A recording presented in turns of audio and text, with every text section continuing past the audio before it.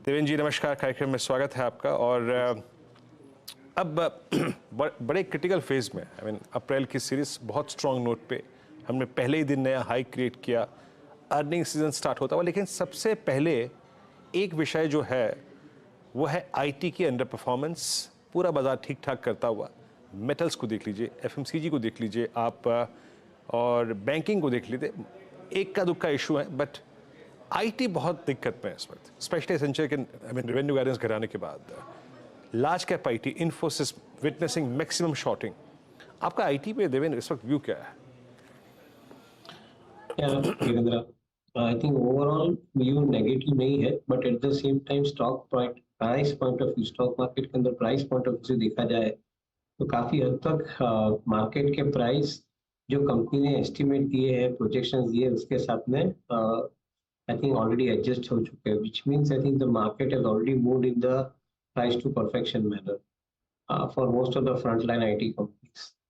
उसके साथ में आप देखें तो दूसरी तरफ जो मिड टियर आईटी कंपनीज है, उनके अंदर काफी हद तक आई थिंक आपकी अर्निंग ग्रोथ की अपॉर्चुनिटी अच्छी होने के कारण अपसाइड ज्यादा मिल रही है। In fact some of the mid tier IT companies including engineering R&D space वाली जो कंपनियां हैं, उनके अंदर भाव का थोड़ा करेक्शन भी हुआ है और जबान भी है प्राइस के अंदर। मैं ऐसा समझता हूँ कि ये एक अच्छी अपॉर्चुनिटी गिनी जानी चाहिए कॉन्ट्रा बाइंग के लिए, because they are ones I think which are showing relatively higher amount of trajectory. ये मार्केट की एक विशेषता ये रहेगी कि जो कंपनी के अंदर अपना जो अर्निंग का ग्रोथ है, वो ग्रोथ के साथ में उनके प्राइस ऑलरेडी मैच हो चुके हैं या वो प्राइस ऑलरेडी मैच्योर हो चुके हैं। मैं ऐसा समझता हूँ कि आई थिंक वो कंपनियां मार्केट के अंदर अंडर परफॉर्म करेगी, even though I think the earnings would come in line with the guidance, still they will be under performing the market unless I think some surprise element comes in respective sector, particularly आप जो IT की बात कर रहे हैं, उनके अंदर कोई सरप्राइज एलिमेंट आता है तो आई थिंक भाव बढ़ने की संभावना रहती है। Otherwise I think this counter would become the good choice for traders to short and on the premium out of it and probably invest money somewhere else. IT पर आपका ये व्यू। और अच्छा देवेंद्र, मैं अभी बैंक्स पे आऊँगा, लेकिन एक कमोडिटी आई थिंक जो कि सबसे स्ट्रॉन्ग मूव दे रही है वो है मेटल्स, फेरस नॉन फेरस दोनों ही ग्रुप अच्छा करते हुए। और एक और चीज़ बड़ी रोचक हो रही है इस वक्त, गोल्ड भी बहुत स्ट्रॉन्ग और वर्ल्ड वाइड इक्विटी भी बहुत स्ट्रॉन्ग। अभी गोल्ड पे आपका व्यू और मेटल्स पे आपका व्यू क्या बन रहा है? कमोडिटीज़ को किस तरीके से आप लोगों ने हैंडल किया है पिछले 1-1.5 महीने के अंतराल में? So overall I think crude oil के दाम इंप्रूव हुए हैं। आई थिंक लास्ट 5-6 महीने के अंदर जो दाम गिरे थे, उनकी जगह पे ये दाम अभी इंप्रूव हुए हैं and I think they have once again come back to $87-88 to a barrel. तो मेरा मानना ऐसा है कि with this trend in the crude oil prices, एक डेफिनेटली चीज आगे समझ के आती है कि मेटल कमोडिटी के दाम बढ़ेंगे। और मेटल कमोडिटी के दाम बढ़ने के लिए दूसरा कारण ये भी है कि चाइना के अंदर थोड़ा बहुत स्टेबिलिटी का माहौल बना है। I think we are recently reading that in China the industries have started performing slightly better than what they were been performing. So that means कि if economy in China is improving, metal commodity के दाम जो suppress होते हुए थे वो I think सुधरने की संभावना ज्यादा है। इंडिया की इकोनॉमी के अंदर as such metal commodity remains very favourable spot, largely because of infrastructure spending, largely because of consumer spending. तो ये दो कारण सर आई थिंक इंडिया के अंदर मेटल कमोडिटी का माहौल डेफिनेटली बेटर रहना चाहिए। Given that strength of economy, I believe that metal commodity overall, I think should be performing well.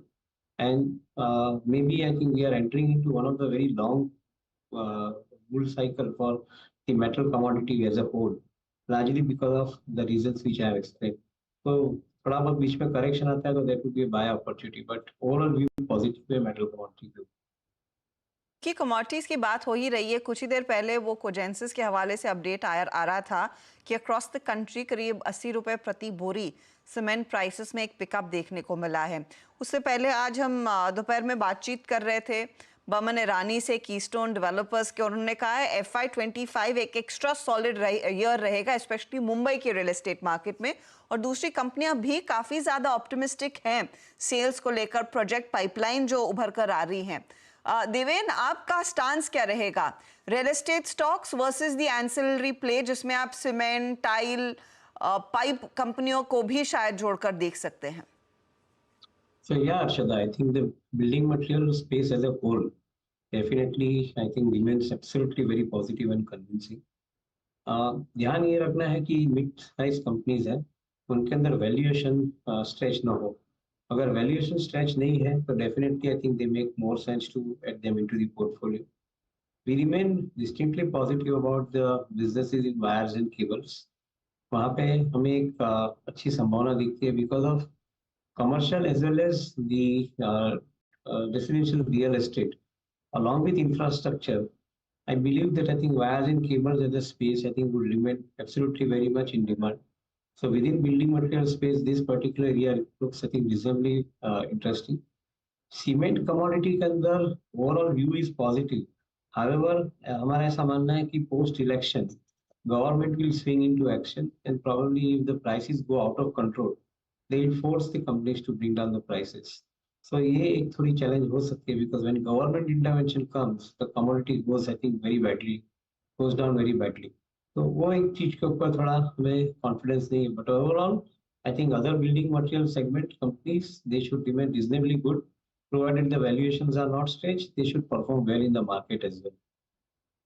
Deven, Tata technologies आप क्या ट्रैक करते हैं? आज ये BMW के साथ इनका समझौता जो जेवी में उतरे हैं, क्या रीरेट कर पाएगा स्टॉक को, कंसिडरिंग ये एक थोड़ा सा अंडर परफॉर्मर रहा है या फिर लैगर्ड रहा है रीसेंट पास्ट में? Sorry, I didn't get the company. Tata technologies, the recent listed company Tata technologies. I think looks absolutely brilliant and convincing. Each of the verticals, the automobile vertical, the aerospace vertical, I guess I think this company remains absolutely, I think, in a forefront of getting the large size orders moving forward as well. ये visibility एक अच्छी बन रही है. पिछले दिनों के अंदर हमने ये भी देखा था कि टाटा एलेक्सी जैसी कंपनी ने काफी हद तक आई थिंक निश एरिया के अंदर अपने ऑर्डर्स प्रोक्योर किए थे. I guess I think the similar situation is emerging for Tata Technologies, where they are likely to see some of the niche play coming in from the marquee customers. And that's where probably I would think that I think this is one company which remains relatively more stable and I think promising from the investment point of view. Of course, current level के ऊपर आप भाव से देखें या valuation से देखें तो शायद इतना conviction नहीं मिलेगा. But ये सब कंपनियों के अंदर आपको जब भी market correction देता है प्राइस के साथ में वो टाइम पे बाय करने की एक अच्छी अपॉर्चुनिटी मिलती है. So maybe I think I would remain positive on that possibility to buy the stock in the. अच्छा देवेन जी, अभी कुछ देर पहले मैं आपसे मेटल्स के बारे में प्रश्न पूछ रहा था, उसी से उभरता हुआ एक सवाल और है. अब gold at all time high, ये गोल्ड फाइनेंस कंपनीज को बहुत अच्छा मूव दे रहा है इस बार ज़्यादा शार्पनेस है इनके प्राइस मूवमेंट में बजाय कि पिछली बार के. आप लोगों की प्रिफर्ड स्पेस में या फिर एडेड स्टॉक्स की कैटेगरी में क्या मधुत, मन्नापुरम या फिर कुछ बैंक्स जो कि गोल्ड फाइनेंस कारोबार में हैं जहाँ पे सब्सटेंशियल रेवेन्यू उनका वहीं से आता है, फॉर इंस्टेंस फेडरल बैंक, आप लोगों ने प्रिफर किया है सर क्या इनको? नहीं, I think we believe that a particular asset commodity based I think NBFC companies they also have the volatility in their business. क्योंकि कोई कारण सर आई थिंक आपके अंदर इंडस्ट्री के अंदर आउटलुक में कोई बदलाव आता है तो obviously I think as a lender you get into significant amount of corrective mode. हम शायद ये चीज को ज्यादा समझना चाहते हैं क्योंकि today the gold prices are up and the financiers are basically taking the advantage of the higher prices in lending money to the borrower. Suppose tomorrow price correction takes place, they will be with a double speed start asking for the collateral back. And वहाँ पे उनके अंदर थोड़ा बहुत stress हो सकता है.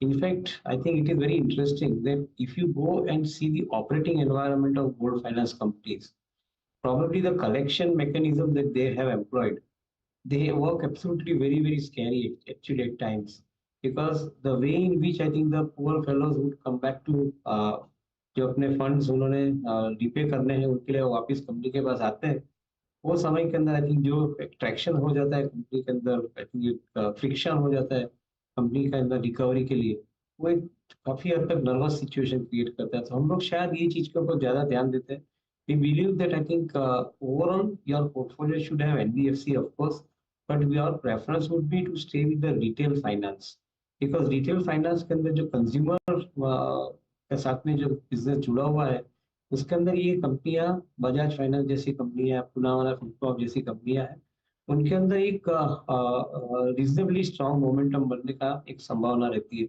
So we prefer those kind of companies more than buying a pure play commodity finance companies like gold. Dhirendra जी, बहुत बहुत शुक्रिया, आप आज इस इंटरेक्शन में, इस बातचीत में CNBC से आवाज़ पर शामिल हुए और सभी सेक्टर्स से अपना आउटलुक शेयर किया हमसे. बहुत बहुत शुक्रिया सर.